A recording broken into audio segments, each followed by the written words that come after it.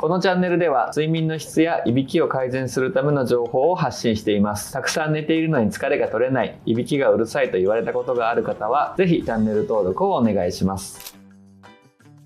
睡眠とうつの関係性みたいなことをお話しいただいてましたけども、そもそも寝れないことがうつの原因になるんですけど、それでもうつになってしまってるから寝れないみたいな感じになるんですかね。それはどちらもありますね。寝れない日が続いてうつになっていく方もいらっしゃれば、うつ